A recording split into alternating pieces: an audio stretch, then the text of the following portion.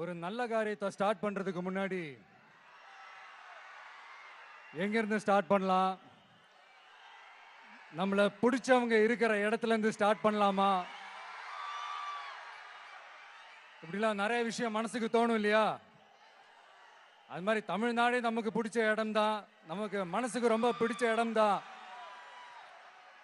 தமிழ்நாட்டில் எங்க இருந்து வேணாலும் நம்ம ஸ்டார்ட் பண்ணலாம். பட் இருந்தாலும் நம்ம வீட்டு வாசல்ல இருந்து ஸ்டார்ட் பண்றதுன்னு ஒண்ணு இருக்குல்ல.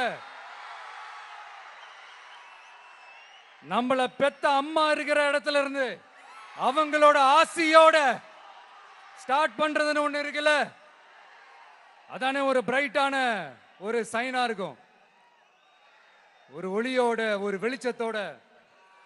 சோ இதெல்லாம் மைண்ட்ல நினைச்சுக்கிட்டு தான் உங்க விஜய் உங்க பெரம்பூர் தொகுதியிலிருந்து, நம்ம பெரம்பூர் தொகுதியிலிருந்து நம்ம பிரச்சாரத்தை ஸ்டார்ட் பண்ணணும்னு முடிவு பண்ணிட்டேன். வட சென்னையில ரொம்ப மிகப்பெரிய அடையாளத்துல ஒண்ணா இருக்கிற நம்ம பெரம்பூர் தொகுதியில நம்ம லூர்ட்ஸ் அன்னை சர்ச் இருக்கிற, பிரசன்ன லட்சுமி நரசிம்மர் கோயில் இருக்கிற, பல புகழ்பெற்ற மசூதிகள் இருக்கிற இந்த பெரம்பூர் தொகுதியில நம்ம பிரச்சாரத்தை ஸ்டார்ட் பண்றோம். உன்னை மனசார நேசிக்கிற, உன்னோட மக்கள் இருக்கிற, உழைக்கிற, உழைப்போட வாசனை இருக்கிற அப்படிப்பட்ட ஒரு பகுதியிலிருந்து உன் பிரச்சாரத்தை ஸ்டார்ட் பண்ணி விஜயனை மனசு சொல்லிச்சு. அதனாலதான் நான் இங்க இருந்து ஸ்டார்ட் பண்றேன். என் நெஞ்சில் குடியிருக்கும் பெரம்பூர் தொகுதி மக்களே, பெண்கள் பாதுகாப்பு இல்லாத, சட்டம் ஒழுங்கு சரியில்லாத, போதை பொருள் அதிகமா இருக்கிற நம்ம தமிழ்நாட்டை நம்ம காப்பாத்தி ஆகணும். தமிழ்நாட்டை இப்படி ஒரு நிலைமைக்கு கொண்டு வந்தது யாருன்னு நான் சொல்லிதான் உங்களுக்கு தெரியணும்னு அவசியம் இல்ல. தீய சக்தி திமுக தான் காரணம். இப்படி ஒண்ணுத்துக்குமே உதவாத இப்படி ஒரு ஆட்சியை நடத்திட்டு விரைவில் விடை பெற போகும் ஸ்டாலின் சார் தான் காரணம்.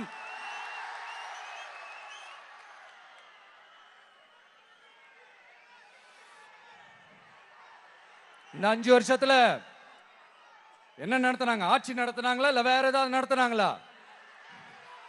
ஒரு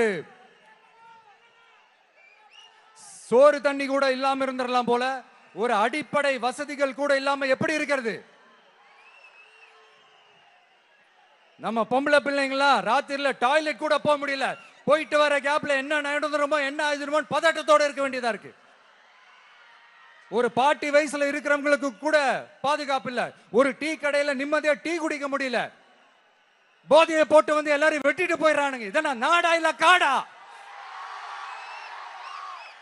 இங்க கவர்மெண்ட் ஒண்ணு இருக்குதா இல்லையா? 5 வருஷம் போலீஸ் டிபார்ட்மெண்ட் கையில வச்சிருக்கிற ஸ்டாலின் சார் ஒரு அடிப்படை பாதுகாப்பை கூட கொடுக்க முடியலனா எதுக்கு இந்த ஆட்சி, எதுக்கு இந்த அதிகாரம்? அதனால என்னுடைய அம்மா, அக்கா, தங்கைகளே, தோழர்களே, இளைஞர்களே, நண்பர்களே, உங்களை நான் கேட்கிறேன், இந்த தீய சக்தி திமுக ஆட்சியில பாதுகாப்பு இருக்கா? இந்த தீய சக்தி திமுக ஆட்சியில குழந்தைகளுக்கு பாதுகாப்பு இருக்கா? இந்த தீய சக்தி திமுக ஆட்சியில நீங்க நிம்மதியா இருந்தீங்களா? ஸ்டாலின் சாருக்கு மக்கள்லாம் முக்கியமே கிடையாது. மக்களுக்கான அடிப்படை வசதிகள், பாதுகாப்பு, இதெல்லாம் எதை பத்தி முக்கியமே கிடையாது. அவருக்கும் இந்த திமுக அரசுக்கும் இந்த 5 வருஷத்துல என்ன முக்கியம் தெரியுமா? குடும்பத்தோடு சேர்ந்து கொள்ளையடிச்சதுதான் முக்கியம்.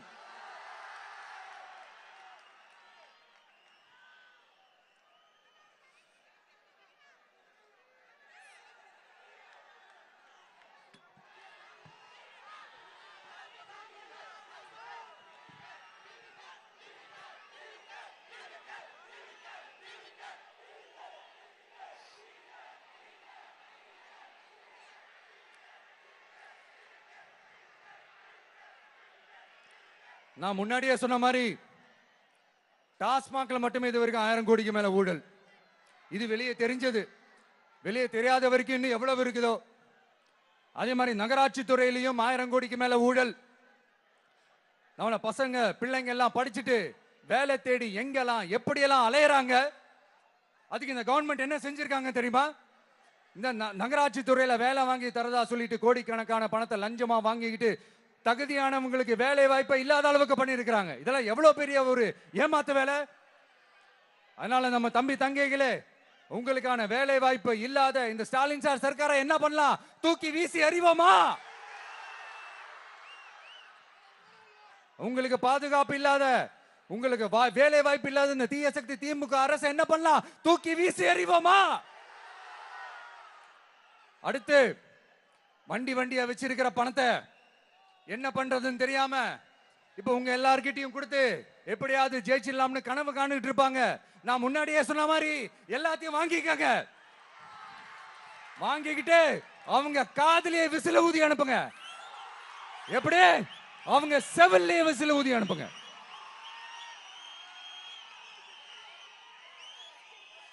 எப்படி ஸ்மார்ட்டா நம்மளை ஏமாத்தி கொள்ளையடிச்சாங்களோ, நாமளும் ஸ்மார்ட்டா இந்த திமுக அரசுக்கு வேட்டு வைக்கணும். வைப்பீங்க தானே? உங்களுக்கும் நம்மளுடைய ஜென்சி கிட்ஸுக்கும் நான் சொல்லிக்கிறது ஒண்ணுதான். ஏப்ரல் 23ஆம் தேதி காலங்காத்தால பக்காவா ரெடி ஆயிட்டு உங்க ஓட்டர் ஐடி கார்டை கையில் எடுத்துக்கிட்டு முதல்ல பூத்துல போய் நின்னு அந்த விசிலுக்கு நேரா இருக்கிற அந்த பட்டனை ஒரு அழுத்துங்க. உங்க வீட்டுல இருக்கிற ஒவ்வொருத்தரையும் அழைச்சிட்டு போங்க. வெளியூர்ல இருந்து இங்க சென்னையில இருந்தீங்கன்னா ஊருக்கு போகணுமே ஓட்டு போடணுமே சொல்லி அசால்ட்டா இருந்துடாதீங்க. அட்வான்ஸா உங்களுடைய டிக்கெட்டை புக் பண்ணுங்க. இது ஒரு தலைமுறைக்கான தேர்தல், உங்களுக்கான தேர்தல். எவ்வளவு பெரிய வசதியான வாழ்க்கையா இருந்தாலும் எல்லாத்தையும் உதறி தள்ளிட்டு உங்களுக்காக மட்டுமே வந்திருக்கிறேன். உங்களுக்காக நன்றி கடன் செலுத்துறதுக்காக மட்டுமே வந்திருக்கிறேன். எல்லா வழிகளையும் தாங்கிக்கிட்டு உங்களுக்காக மட்டுமே வந்திருக்கிறேன். ஒரு நாளும் பொய் சொல்லி உங்களை நான் ஏமாத்த மாட்டேன். இந்த 4 முனை போட்டி 40 முனை போட்டி எத்தனை முனை போட்டி எத்தனை உருட்டினாலும் இங்க 2 முனை போட்டி தான். ஒன்னு டிவிகே, இன்னொன்னு டிஎம்கே. மக்கள் விரோத ஆட்சி நடத்துற ஸ்டாலின் சார் வேணுமா? மக்களை நேசிக்கிற விஜய் வேணுமா? அவ்வளவுதான் இந்த தேர்தலே. அதனால உங்க விஜய்க்கு, உங்க அண்ணனுக்கு, உங்க தம்பிக்கு, உங்க பிள்ளைக்கு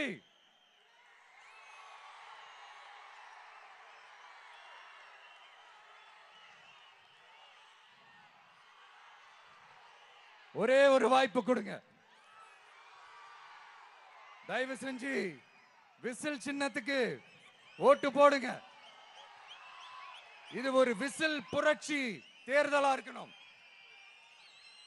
வேற வேட்பாளர்களை நிறுத்தினாலும் அந்த வேட்பாளரும் நானும் இந்த விஜயும் வேற இல்லை. கான்பிடென்டா இருங்க. நல்லதே நடக்கும். வெற்றி நிச்சயம்.